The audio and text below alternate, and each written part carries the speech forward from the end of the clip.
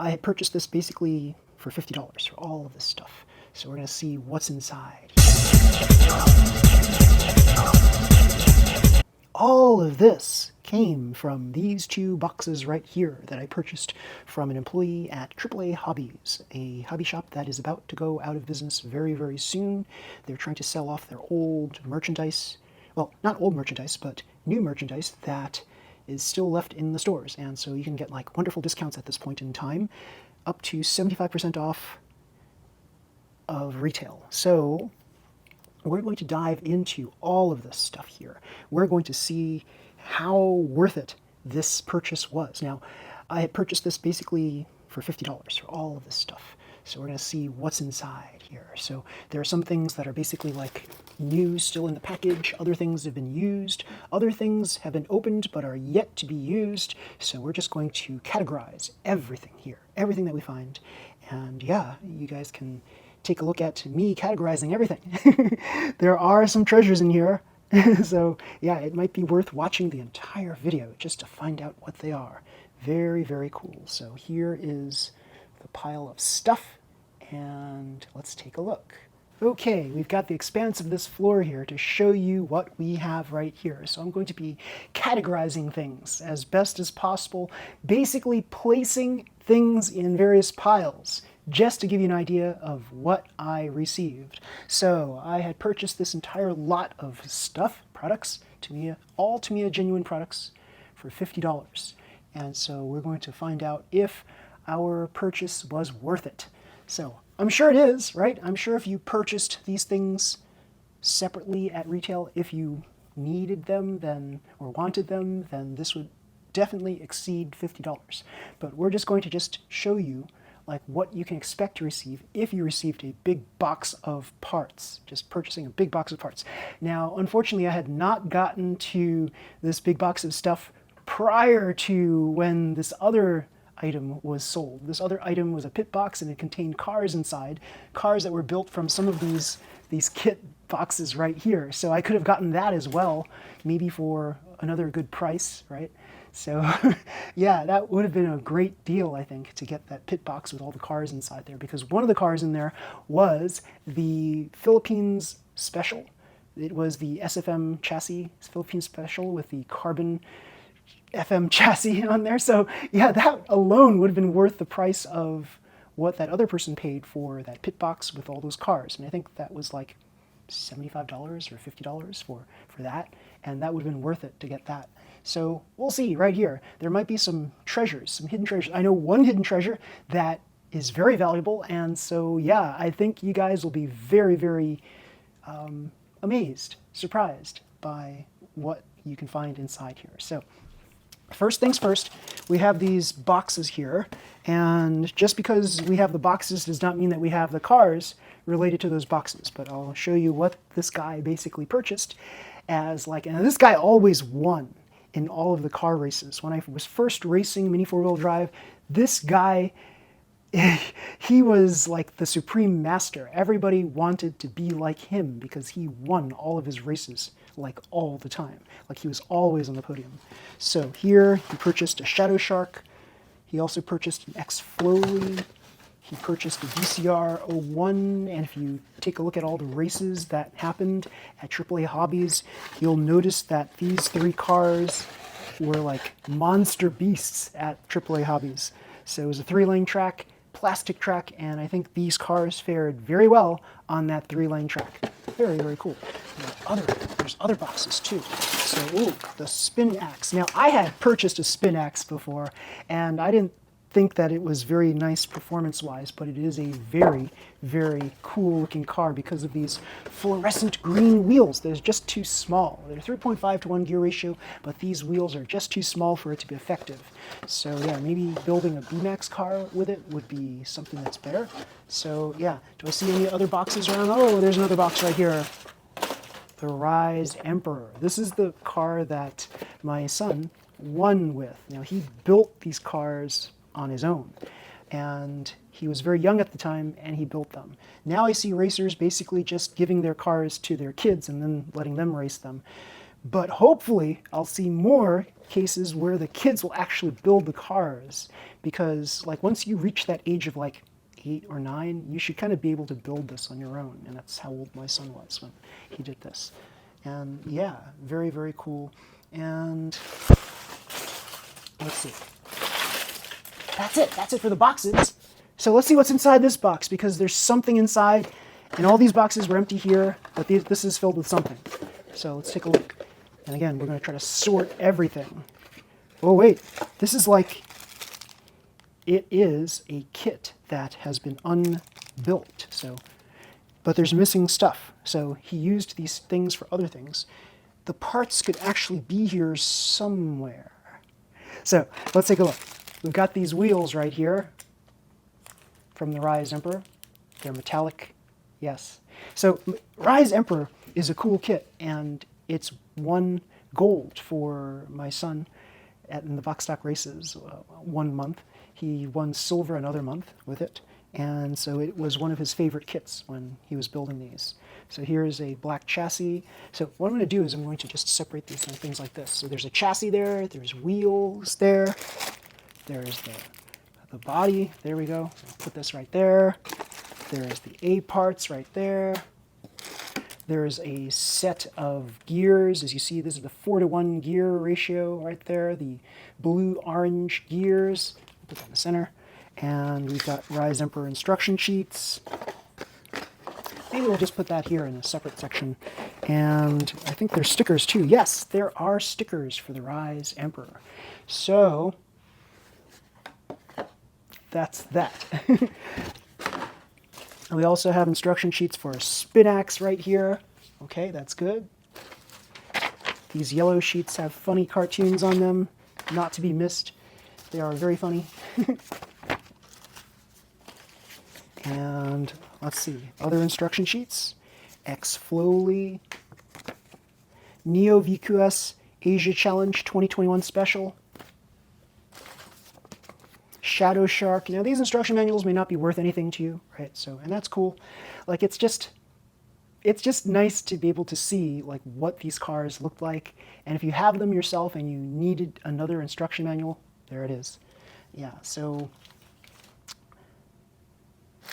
what else? Do I see more instruction manuals? Yes, more. I'm going to pluck out everything that looks like an instruction manual. Okay, what's this?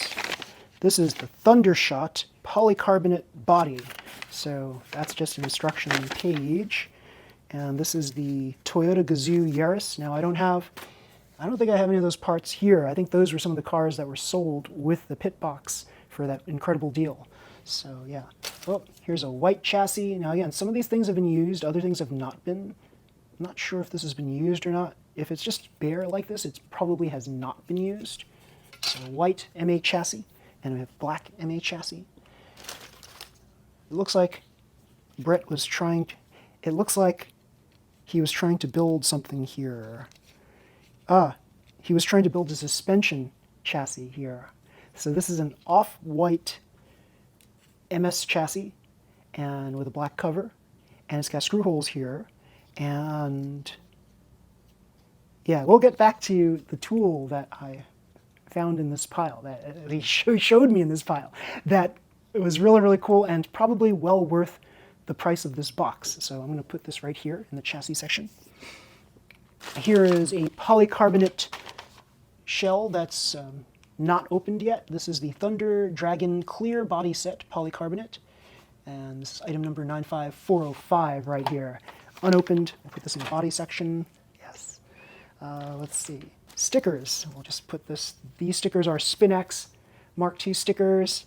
So here we have a Rodeo Sonic. I don't know if I have any of those parts for the Rodeo Sonic. I don't even know what a Rodeo Sonic is. So there we go. Now some of you might be like saying to yourself while watching this video, what the hell, she doesn't know what some of these cars are. She's been doing this for a while and like she should know what these cars are. And it's like, yeah, I know most of the cars. I don't know all of the cars. In fact, if you try to ask me about cars that were made before 2014, then I don't know most of them. Even though I was like technically in the game back in 1997, 98, when I purchased my Thundershot Boomerang W10. And I also have another kit in that same family at around that same time I purchased that kit. So that kit has been unbuilt. It is for sale to basically the highest bidder. And yeah, it's worth at least $100. I think it's a Black Saber. So yeah, so if you are interested in that kit, I have one for sale. So what's this? There's a big instruction manual for the TRF Racer Junior Black Special. So yeah, this video is like not just about me showing you all the parts, but we'll talk philosophy and things too. Shooting the breeze, just talking about various things, not just Mini 4-wheel drive, just so we could just talk about various topics. So here we go, TRF Racer Black Special. Right here we have a Thunder Dragon Premium VS chassis. Right here we have the DCR01 manual. Right here we have a manual for, it's an FMA balanced specs starter pack, and so it looks to me like this is that black car. What was it, the Rowdy Bull? And yeah, the Rowdy Bull Black Special, that was the starter kit. This is it. This is the instruction leaflet for that. So more yellow pages. Another little instruction sheet for the Rowdy Bull starter kit.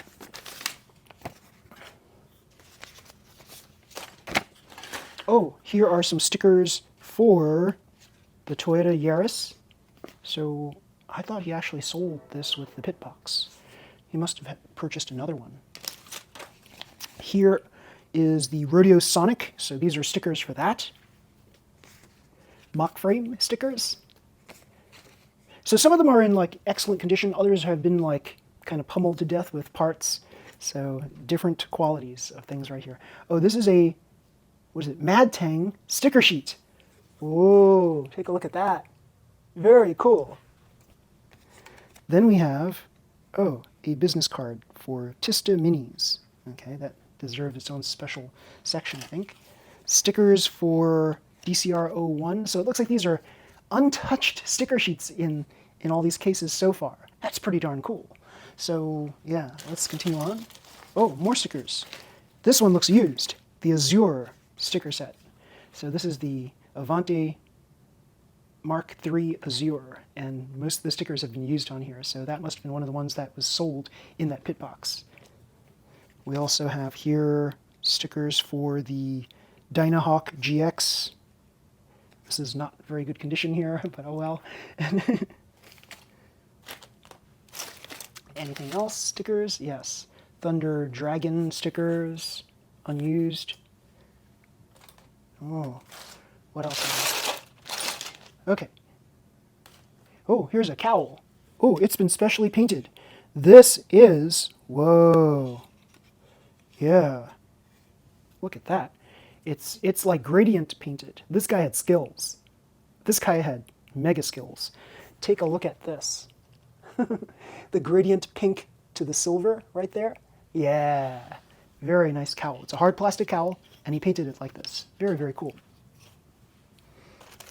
Oh, we got wheels.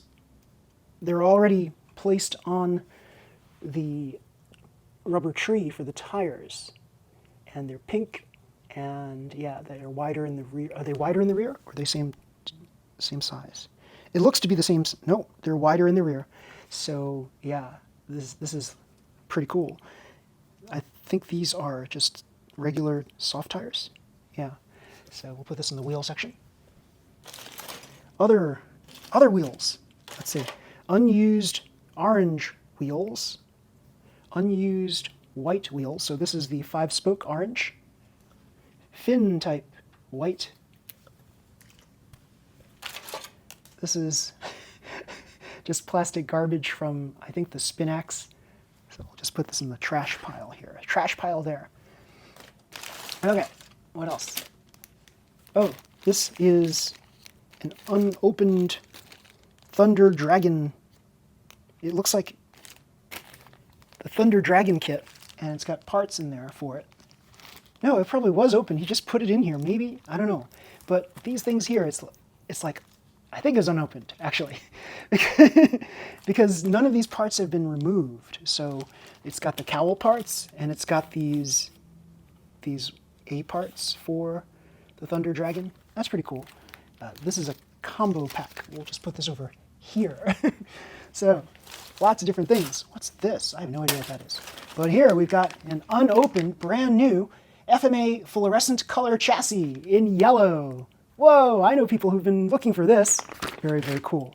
So, unopened, where do we put this one? Here. All right, what's this? Wheels. Yes, these are low height tire and wheel set dish wheels.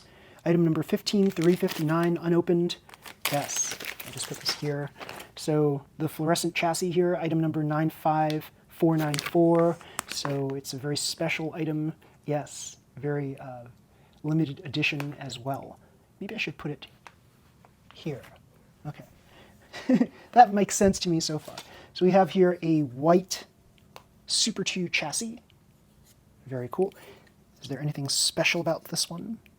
I think it's just ABS plastic. Put this over here. We have an MA chassis, and it looks like he tried to process this. Yeah. He tried to process this and possibly make a suspension with it. Whoa. Like, what did I just say before? This guy's got skills, right? Like, he followed all those videos out there and learned all that secret knowledge. And I don't know who his sensei mentor was, but just because like you have a sensei doesn't make you a better racer than someone who doesn't have a sensei. So he could have learned all this stuff on his own. Like, he's a master model builder too. So yeah, having that knowledge definitely helps in Mini 4-wheel drive. Like, anything that you can bring from your background into this hobby is going to strengthen the hobby. That's what's cool about this hobby. The fact that all these people who are entering this hobby have different skills. One should never like just focus only on like the hobby itself, because what every sensei knows and has is typically unique to them. And what you know could be just as valid as what they know. So it's very important to realize and understand that just because you're following, learning from a sensei does not necessarily mean that you're going to know everything about that hobby. You're going to know a lot of stuff.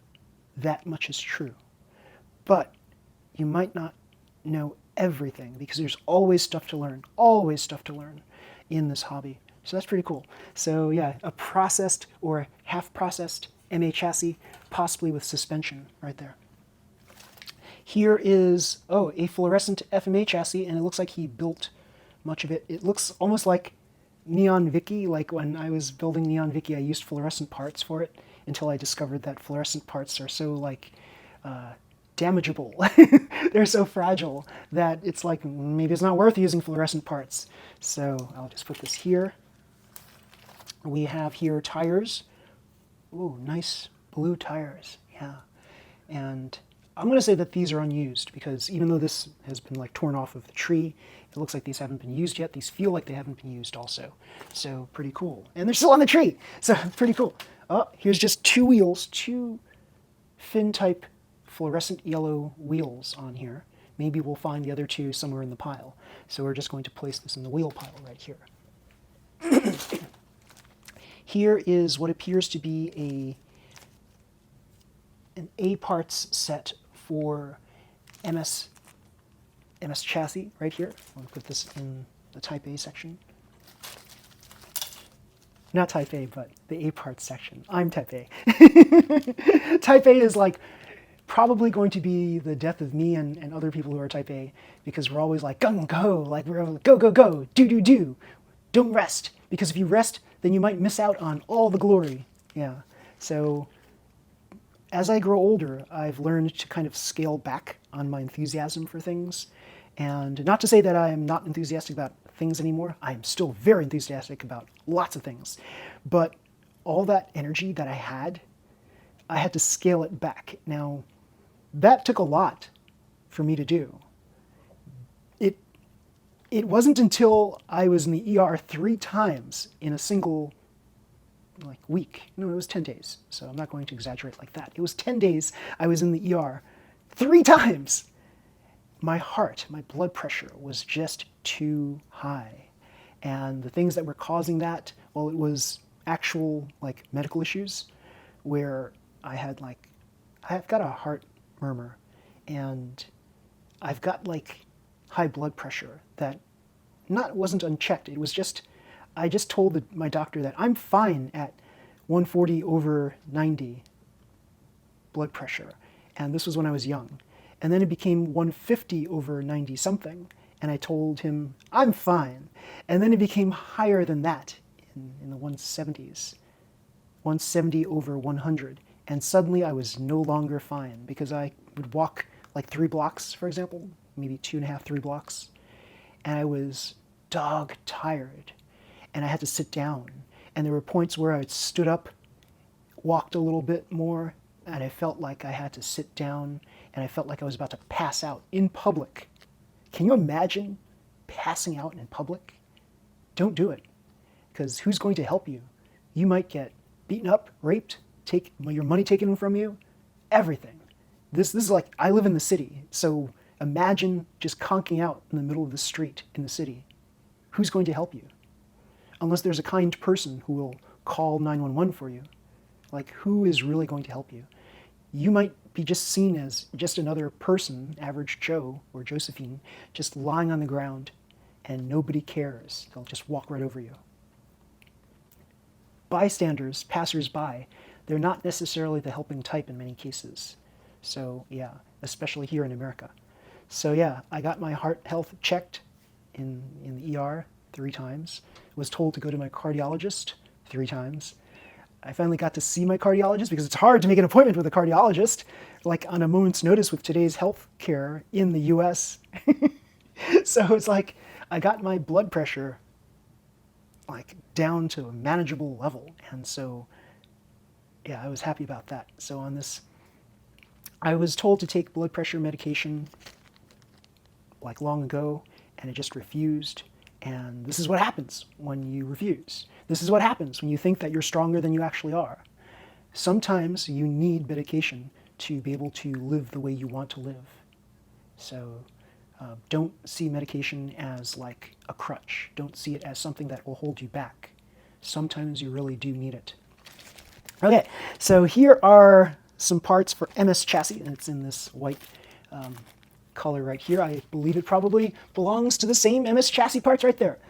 And so here are, oh, look at these wheels. They're so cool. They're like a chrome metallic chrome color. They're small wheels though. I'm going to put it right here in the wheel and tire category. Here's another chassis here. Looks like he was starting to process this one as well. Nope, he was not. He just put screws on this one. He was ready to build something out of this. This is an MA chassis. It's in a metallic gray, I think it is. It could be metallic gray in this lighting. So there we go. Here is a sticker sheet, DCR 0102 customizing stickers, item number 95489. And it's an unopened sticker sheet right here. Yes. Here is a purple MA chassis. I love the color purple, as you all know. So he started putting these parts on there, these underguards on the front. And on the bottom, there's some sort of an underguard thing as well. And he's got a block weight right here, this long rectangular block weight on the rear. Yeah, so he's done a lot of experimentation with his cars, and it was always marvelous to see his handiwork in the races every month. This was the first year that I was racing, and yeah, he was always on the podium. And so we were all we were all amazed, but they also ended up banning him from racing because he was an employee of AAA Hobbies. And unfortunately, they made a new rule such that employees were not allowed to race. And that's a shame because he brought a lot of knowledge, he brought a lot of skills to the hobby, and he was always open about explaining things to people. So I never, speaking to him, I never felt like he was trying to withhold any information. So he was always open about providing information. So that's what was great about him and the other employees. All the employees at AAA Hobbies, they were like masters of their craft. They described, like you ask them a question, they would give you in-depth details about things that they knew about. And so it was wonderful to have this local hobby shop. It was reasonably local. It wasn't really local to me. Like, it was 20 minutes away drive. And some of you might think that's local, but to me, a local hobby shop is like, I can walk down the street and there it is. And there used to be a hobby shop like that in town, but not anymore, unfortunately. Yeah, it was wonderful to have this reasonably local hobby shop within driving distance away to be able to like talk about Mini 4-wheel drive stuff. And there were a number of employees there who knew a lot about Mini 4-wheel drive, and I'm going to really, really miss them because they were just founts of knowledge. A fount, F-O-U-N-T, fount of knowledge. And yeah, I will say that some of my fondest memories of learning Mini 4-wheel drive came from the employees at AAA Hobbies. So, yeah, I'm going to be very upset once they finally close their doors. All right, so this is the Rowdy Bull, and is this the one that you get with that FMA starter pack? Because, yeah, that's kind of cool. I never really noticed it before. I thought it was just black. This is like a translucent black right here. Very, very cool. I'm going to put this in the body section.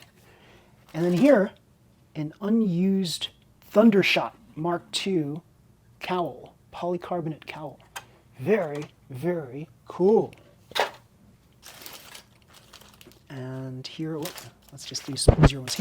Here's an Atomic Tuned 2 motor, Pro motor, Atomic Tuned, item number 15489.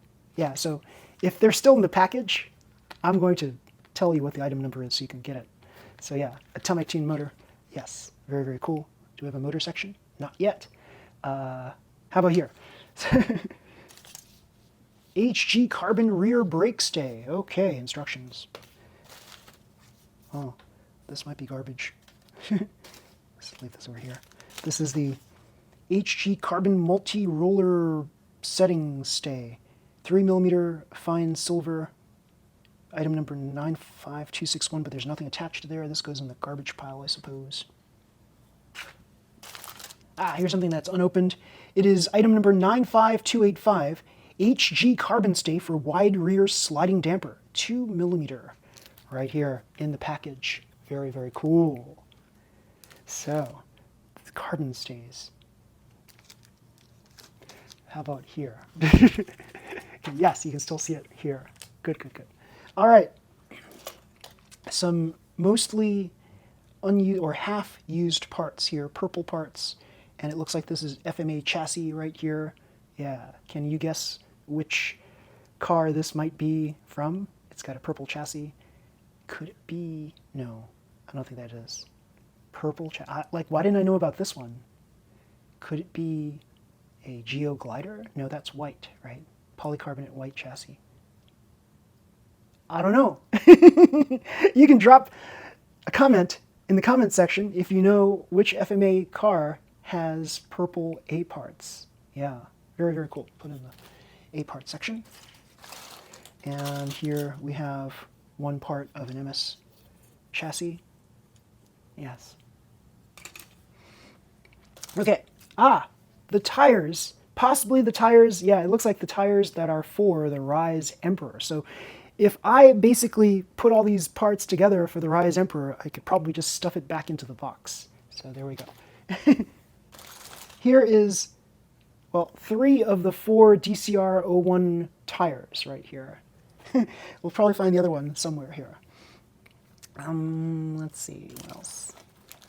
Underguards, orange. These are orange underguards, mostly there. So, yeah, where's the underguard section?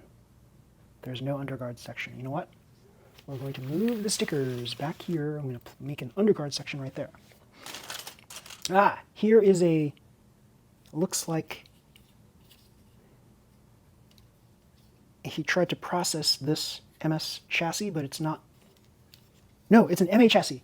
And it looks like he was like in the final stages of his preparation for making it a suspension chassis. So yeah, back in those days that I was racing against him, he was, and that was like 2021, 2022, he was already thinking about this. And I think it was like starting to become a thing, the MA suspension chassis. I don't know why I don't see more MA suspension chassis, maybe because they don't work as well as MS suspension chassis. So yeah, that's the only thing I can figure. Here's a body shell for what appears to be, I think it's like one of those animal racers right there. Yeah. Here is an unopened thing. It's a multi-brake set for MS chassis. Item number 15399. So do we have here? We'll put it right here with the underguards. We have here a cowl, custom painted cowl, polycarbonate shell. Yes, painted pink and blue. Oh, look at this. The Shadow Shark. It looks like he painted this one. So this was probably from that Shadow Shark box right there, and he painted it in this metallic red looking color. It's sort of like a red rose right there. Sorry, the lighting is changing my perception of what these colors might be, but yeah, I think it's a red rose kind of color. Here is a translucent blue, what appears to be a Neo VQS. So this is probably from that Neo VQS Asia Challenge kit box that I showed you. So very, very cool. Here is, ooh, this is the polycarbonate shell from the Japan Cup Neo VQS kit. Do you remember that from 2021? He painted it to look just like what it should look like on the box. If you've seen my version of this, Firefly, it wasn't as elaborate as this. This is like very nice. This is much better than I painted my thing to look like. You can see the detail. This guy, like I said, had mad skills. Yeah, very, very cool. Oh, here's another one. I'm not sure exactly which one this is. This says Manta Ray Mark II. And this is a polycarbonate shell, and he painted this polycarbonate shell too. And it looks beautiful. Yeah, it's just a white paint, but all the details on here. This metallic, it's like a pearlized metallic. Very, very cool. Sort of like the pearlized metallic DCR-01. If any of you have that kit, it's a very valuable kit. It's discontinued. It's a limited edition. I have one for sale. And I'm not going to sell these things for like tremendous prices. The only thing I'm going to sell for tremendous prices is that first kit that I purchased alongside of the Thunder Boomerang. But otherwise, like, expect reasonable prices for all of these kits that I have. Trash parts. 3 or 4 fin type wheels right here, black. Aha. So why did he attach the wheels on here unless he wanted to not lose them? Okay, so here are 5-spoke fluorescent yellows on what appears to be hard tires, on what appears to be hollow shaft. Here are some giant wheels here. I see 3 of them. Maybe we'll see the 4th one at some point. So this is the fluorescent yellow, like DCR-01 type wheels. So we'll put them right here. Oh, here's the other one from this one. Yeah. So they both have hollow shafts in them. I think they're hollow shafts. You see? They are hollow shafts. Yeah, very cool. Assuming they're perfectly straight, hollow shafts are awesomely cool. They do get bent more easily than we think they do.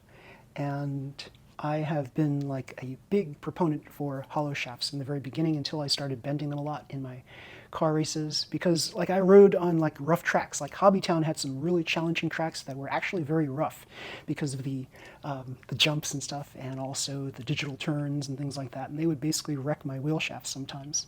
And so yeah, that's just part of the fun of racing these cars. So yeah, Hobbytown, Tom's River, very challenging tracks. I encourage all of you to check them out for some awesome mini 4-wheel drive races. So, just a plastic bag, that's junk. Ooh, custom painted polycarbonate shell. This is, why don't I remember? Oh, it's an Avante, yes. And it's got this kind of like really cool looking reddish color.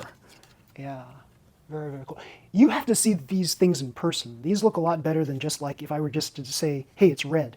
Because this is like, it's almost like a pearlized red. Yeah, same thing with that other one here, the pearlized white. It's like an off-white pearl. And this is a pearlized red. So yeah, because he was an employee at this store, this hobby shop, he had access to all these paints. Like he just purchased all these paints to paint these things. And that's really, really cool. Working at a hobby shop is really cool.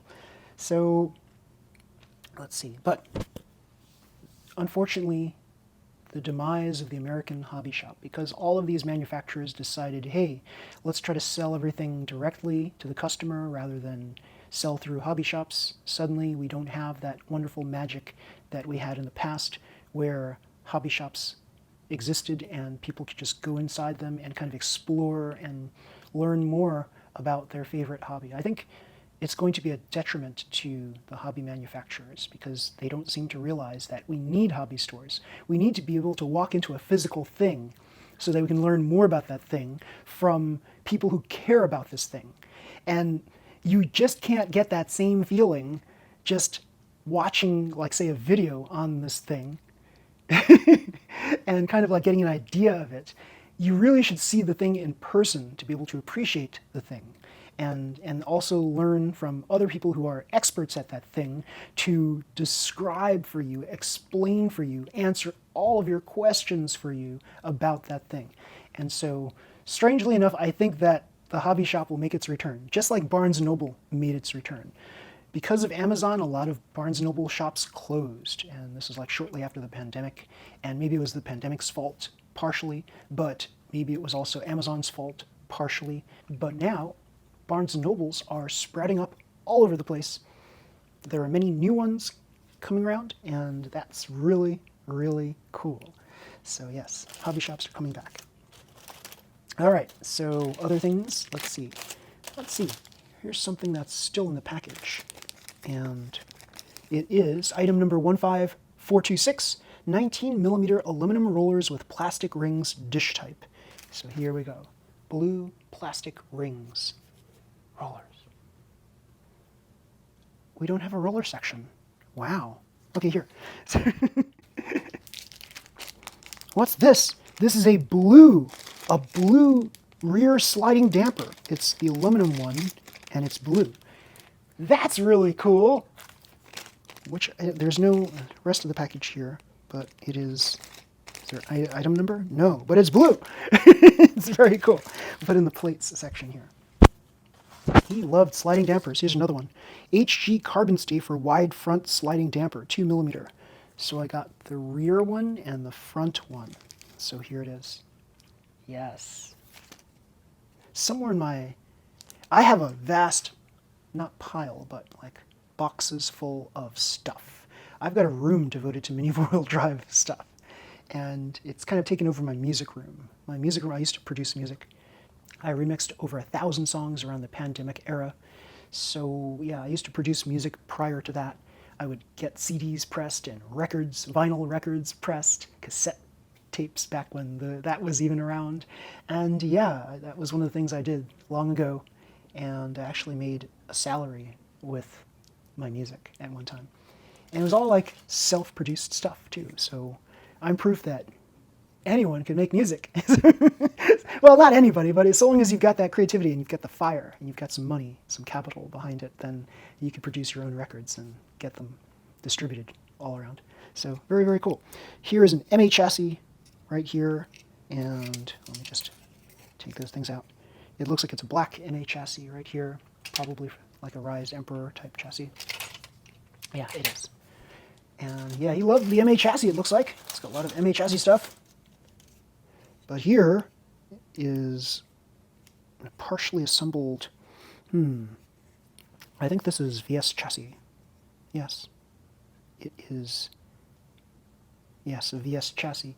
It is metallic gray. Here is another custom painted, this is the DCR-01 custom painted in this red, this pearlized red, the same one as that polycarbonate shell right there, I'll bet. No, it's different. Well, like I said, he had access to all these paints, so yes, this is so cool. I think if I worked in a hobby store, I'd be like purchasing everything left and right. It'd be like so cool. Item number 95488, the short mass damper block. So here we go. Silver dampers, square block dampers, little ones. Where's the dampers go? Huh, I don't have a damper section. That's strange. I guess I'll move this out of the way. Damper section. So here are rollers.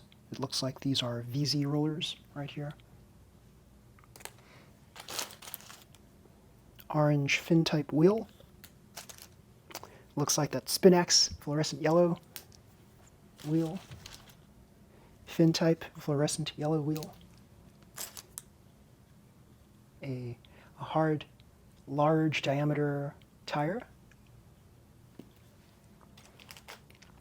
It's a dish type wheel with what appears to be a DCR 01 style tire.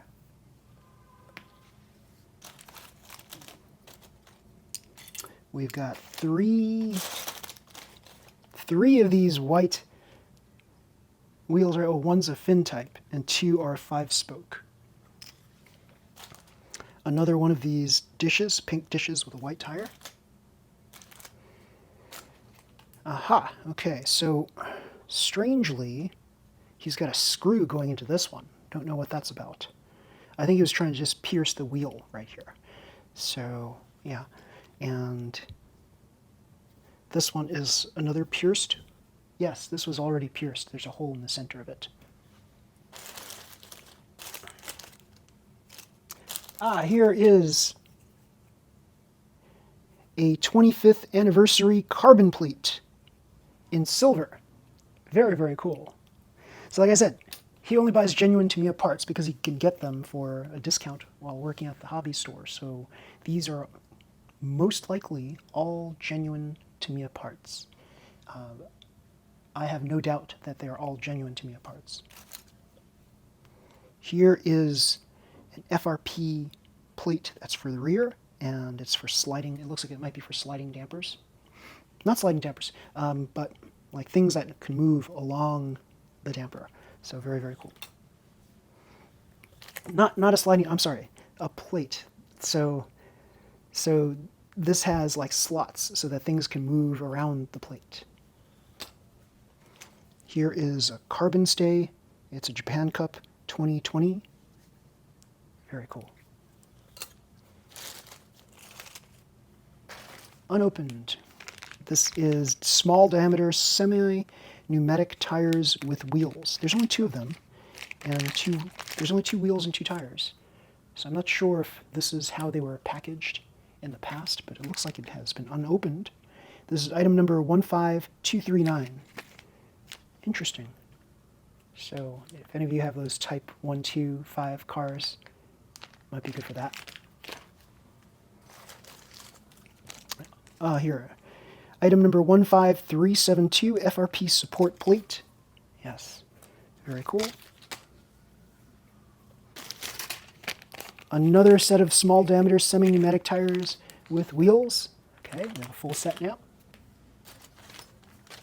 A bag of parts, and we'll look at that later. Aha! Item number 95235, MS chassis set, silver and pink. Right here. Very cool. Chassis section. Tires for the X Flowly. They are super hard tires. So, even though the X Flowly was an MS chassis car, it was wicked fast on a 3-lane plastic track. And there were, no lie, a fair number of people racing this narrow kind of car on those AAA Hobbies Mini 4-wheel drive racetracks.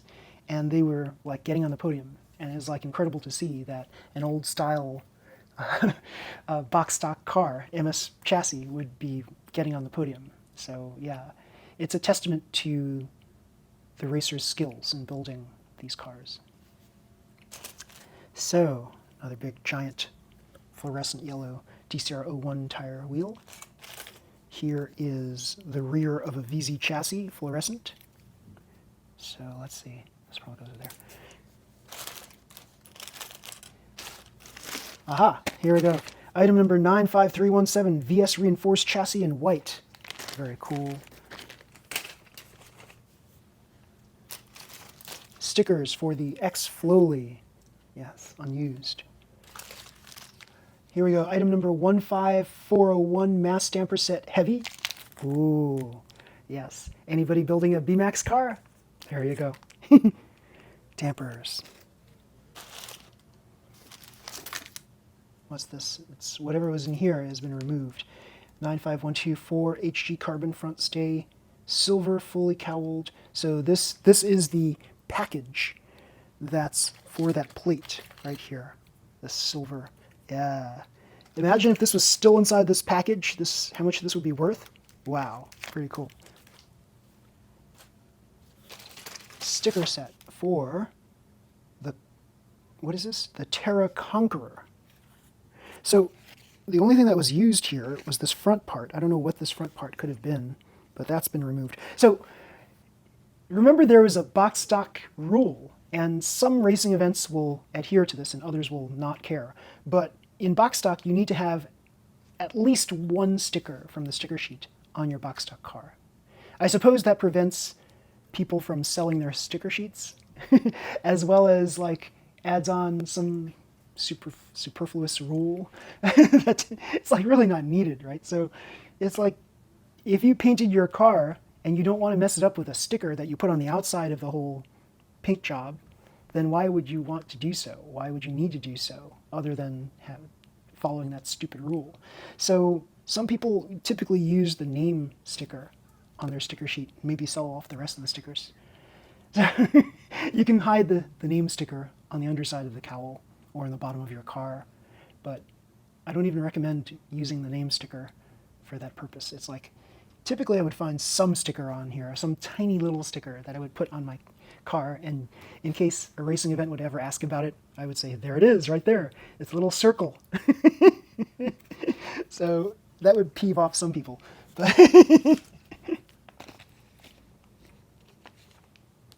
here is item number 15405, front underguard. Yes, in this silver color. Very cool. Aha! Item number 95597, 17mm tapered aluminum ball race rollers, ringless. Very, very cool.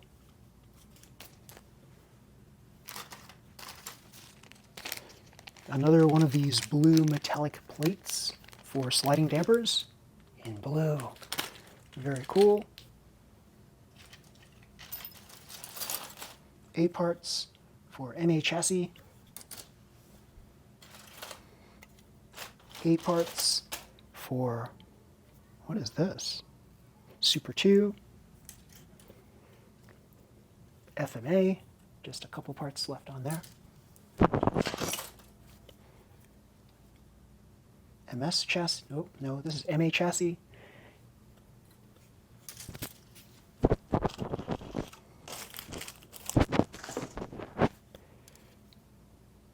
This might be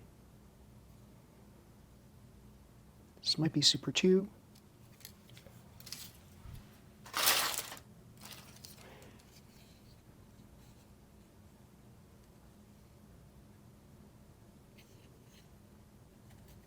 This is the cross spear.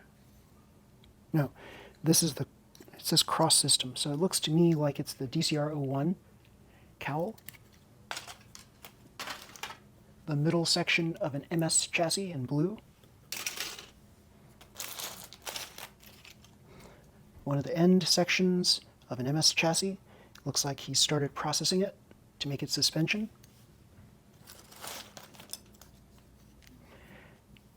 A gray-colored FMA chassis battery lock.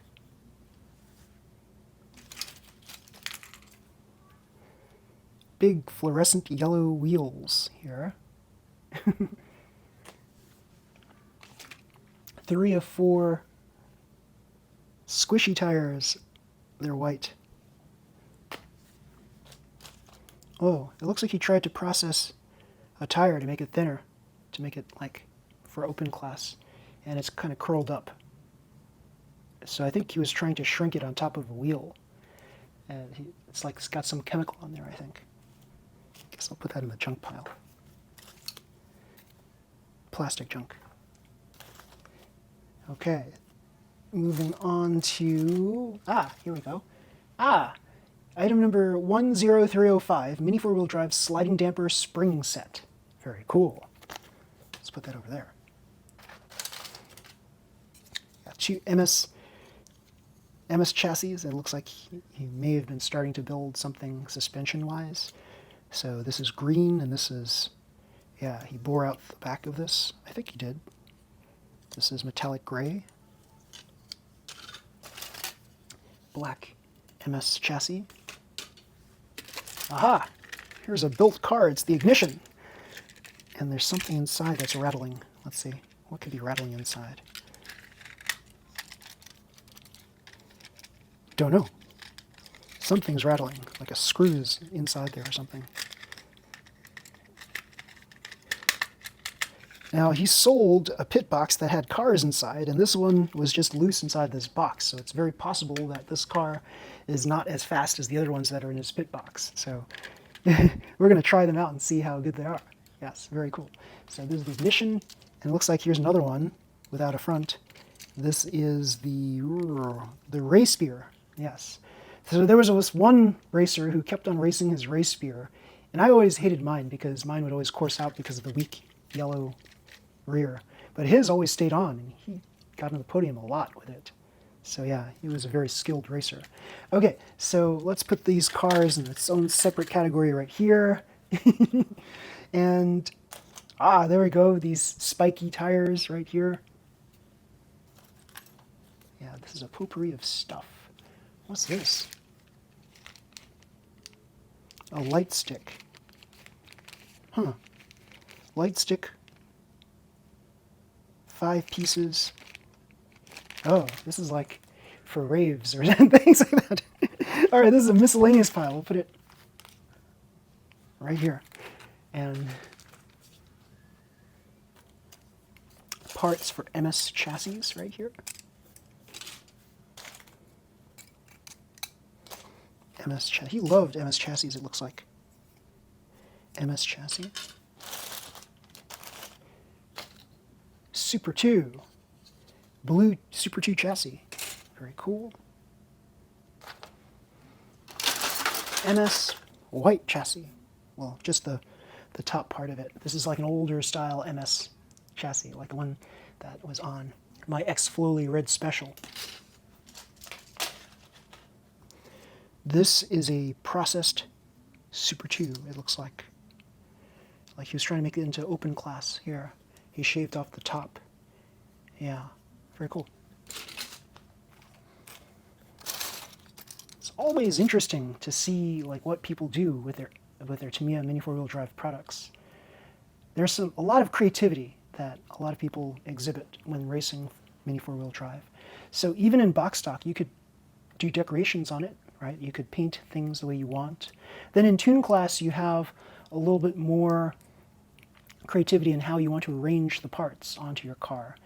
And everybody's always trying to like exceed the other person by coming up with like a new glorious way of arranging the parts on the car to make it into a faster car, especially for certain tracks. And then open class is where like total creativity shines, and you could build it according to like how other open class car winners build their cars, but you could also try to use your creativity to test and develop and produce cars that nobody else has ever thought about producing. So in the cars that I produced, a lot of innovations were created using just car catcher material. So here's a car catcher right here. And yeah, it looks like it's unassembled. So this car catcher right here, you could cut out certain parts. Like I've made body dampers with car catcher material. I've made tail like pivoting systems using car catcher.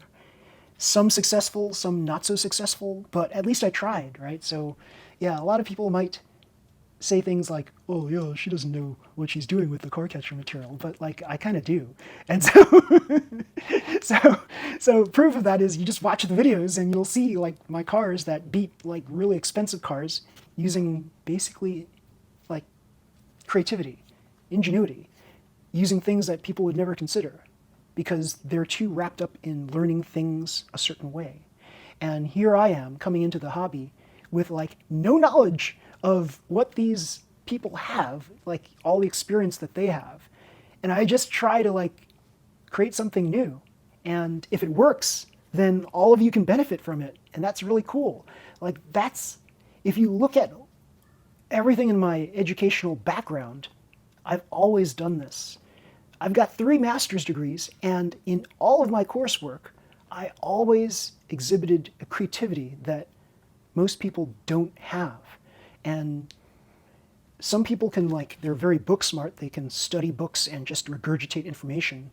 But the way I always approach to all of my courses is I'm going to use my creativity to do well in all of my courses. So I have a liberal arts degree, I have an engineering degree, I have a law degree, and these are 3 totally separate, different, distinct things, degrees. But I was able to do well in each and every one of them because of my creativity. So here's the funny thing. I originally wanted to go to art school in college. And of course, my mother, being an Asian mother, said, "No, you're not allowed to go to art school for college." And I said, "Why not?" And she said, "Because artists don't make money, dot, dot, dot, until they die." And there's some truth to that. You could come from a family that has a lot of money, and then they could support your art interest. And yeah, then you can make some money that way, but it's not really, you're not really making your own money. You're really using your family's money to basically allow yourself to live. And that's not really the Asian way. That's not really what, like most people who don't come from means, right? They don't come from a lot of money. That's not how most people live. Most people go to college so they can learn something great, so they can like make some money with whatever they learned in college. You don't go to art school to learn something that's going to make you tons of money unless you're like super creative in that way. And there are some example folks that do make a lot of money in the creative arts that did come from basically nothing. But those are few and far between. So I decided that if I can't go to art school, I'm going to turn my degrees into art degrees in some way. So my liberal arts degree, even though I studied computer science, I ended up making it into a music degree, an electronic music degree. So I took a lot of these independent study courses that basically, like, we built an electronic music studio in the New England area. It was one of the first of its kind. And it was like where I produced all of my music back then. And then for my computer engineering degree, that was more technical. And I ended up using a product that I built, a software that I designed back in my liberal arts days. And I used it in 4 different courses. And I used it in unique ways that made it applicable to those 4 different courses. And they're not all the same subject, too. They're not like all computer courses. Like this tool that I built, which is an expert system. So back then they were called expert systems, now they're called AI. So back in those olden days, in the late 80s, early 90s, I applied this software to philosophy, computer science, decision sciences in the Wharton Business School, and computer science. And so these 4 separate subjects, I used my creativity in applying my software tool across all of them. Because something like an AI tool is definitely applicable to many different subjects. And now we see that in the real world. We see AI all over the place, and it's applicable to everything. So very, very cool. So yeah, someone who comes in with absolute creativity, I think they can do fairly well in anything that they try to put their hands on. So that's where I'm coming from with my philosophy, my thinking in Mini4WD Drive. You come in with a unique talent, and yeah, you can just fare very well with that unique talent. Okay, so looks like a VZ chassis. Yes, black VZ chassis. Super 2 black chassis with white parts. Looks like it was starting to be made into something. An oil pen. Where does this go? Here. Black tires. Squishy. It looks like it might be for VZ chassis, pink. Black MS chassis parts. Almost used up to, no, maybe Super 2 parts. Fluorescent yellow spacers, plastic spacers. Spacers. I guess I put that in, I'll put it there. A metal sliding damper, aluminum. A car that is partially built right here, VZ chassis car. It's got on its rear maroon low friction tires, and the front quite possibly super hards, and the wheels are pierced with what appear to be 75mm steel shafts. Very cool. Ah, look at this. One of my favorite cars, what I call the Batmobile.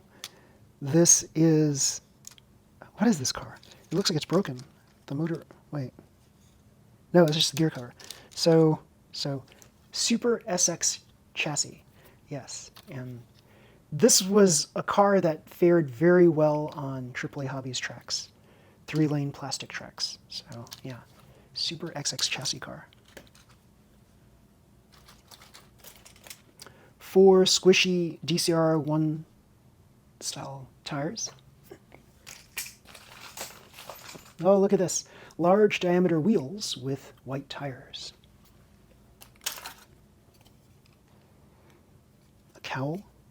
I don't know which which kit this is from, but many of you may recognize it.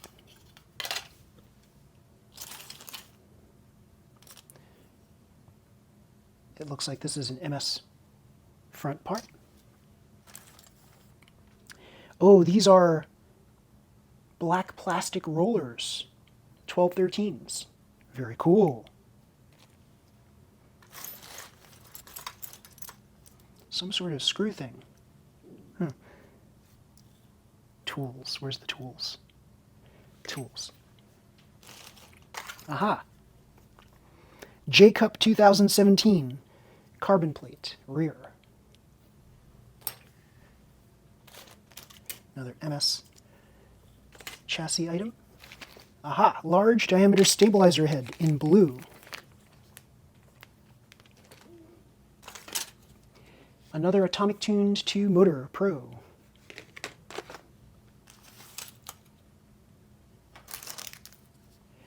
It looks like this is for an MS chassis car with a 3.5 to 1 gear, and also you can tell by the rollers themselves what style car this is for. Put that here. Large diameter silver wheels. Pink fluorescent 5-spoke wheels, 3 of 4 of them. Black wheels with 2 that are wider in the back.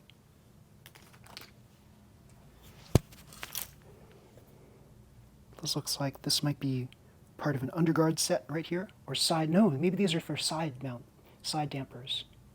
Or side underguards? No, they're probably just regular underguards. So, in fact, let's take a quick peek at one of them. Yeah, I think this is for this, right here.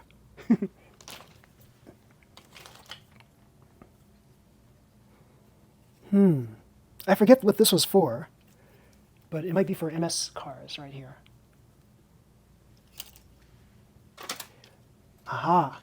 This is quite possibly a Rikiri plastic cowl, polycarbonate plastic cowl, plastic junk, a VS dark blue chassis,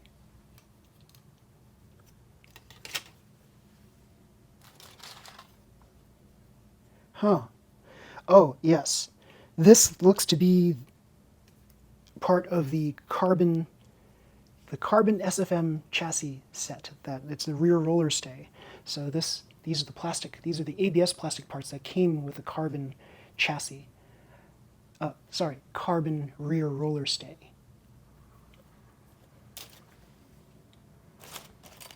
Another one of these for, it looks like MS chassis. Where did I put the other one? Oh, here. Wheel, silver wheel with white tire. Battery contacts for MA chassis cars.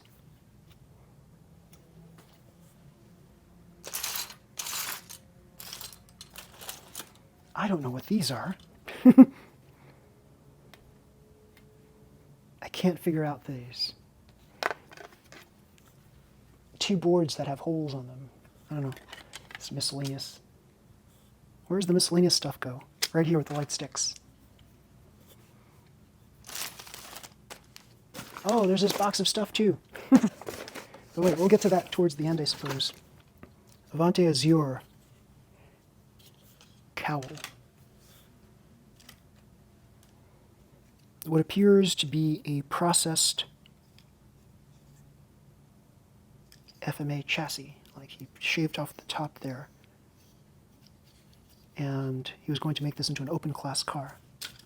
Part of the orange underguards, the underguard set. Yes, in fact, all the orange underguard things are probably here. I should put them in a plastic bag. Here is a pile of various screw parts in this cup. 4-to-1 gear ratio. Gears. Yes.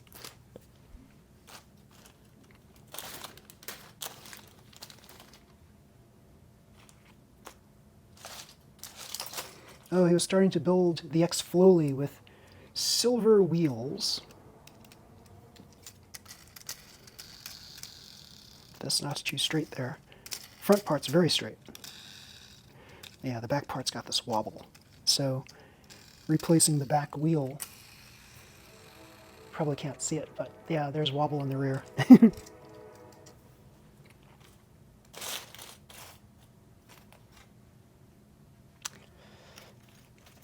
Box stock motors, a whole bunch of box stock motors, don't know how good they are.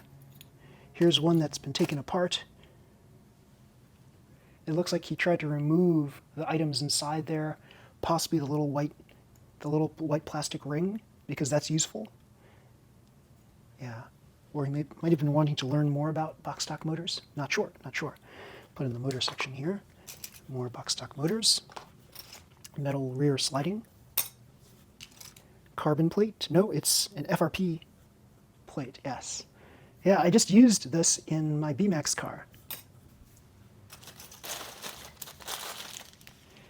Packet of stuff with 4-to-1 gear ratio gears, yes. 4.2, that is, the red-black combination. It's just red.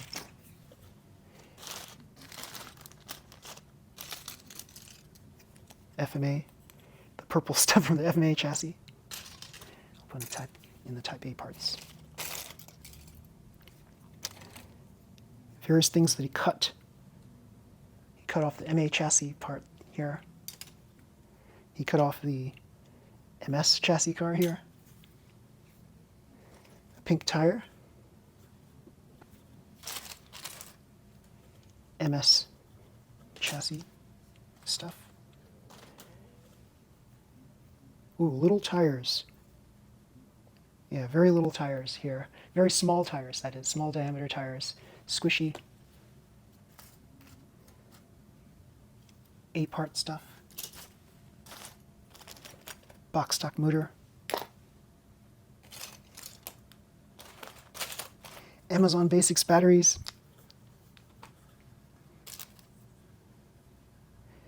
Two wheel with shaft sets. It looks like they're tied together with this tape. Why did he do this? Maybe he was, they're pierced wheels. Maybe he was starting to prepare this for somebody to sell. I don't know. MS chassis motor cover. I think we're getting to just parts themselves. Oh, here's another one. Oh! For Super FM chassis, right here. This is a treasure right here. Item number 15150, FRP mount plate set. And so a very famous racer out there used these parts here. I mean, there's like several other racers that also use these parts here for their front mounts on their FM chassis cars. So here it is, right here. It's not sold anymore. It's hard to get. Yeah. And yeah, they tell you that it's good for, it says usable with MAAR. Yeah. What?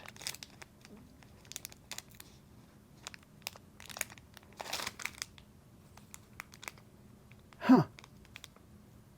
Yeah, pretty ingenious that racer decided to use this in, I think he reverse mounted one of them for his front plate, and so it was like, huh? And the bottom one was in a normal way. It just stuck out, so it distributed the force of impact so that the force of impact wouldn't be on the top part where the wings of the FM chassis were. So the first thing that would be hit would be this bump right here in the center, and it would affect just the bottom part of the car versus the top part of the car where all of the roller hardware would be. Very ingenious. So very, very cool. Oh, another one. Item number 15242, FRP plate for Super X chassis. Yes, always useful to have this. Here is a tire set. I think they're hard tires.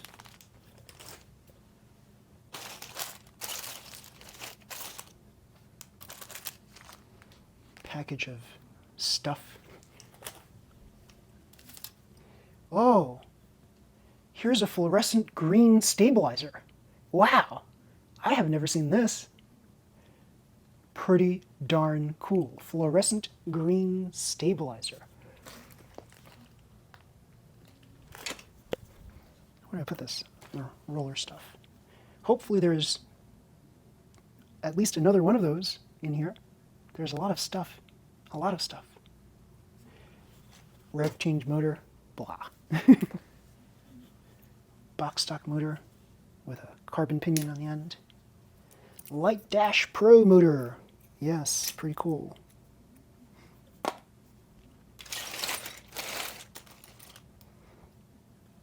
Did he? Wait. Did I throw this back in the pile? It looks like he removed another one of these motor things here. I'll put it in the junk pile. Ah, another spiky tire. Fin type silver wheel with super hard tire.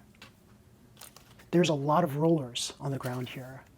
So they're in various states. So a lot of valuable parts. Oh, look at this one.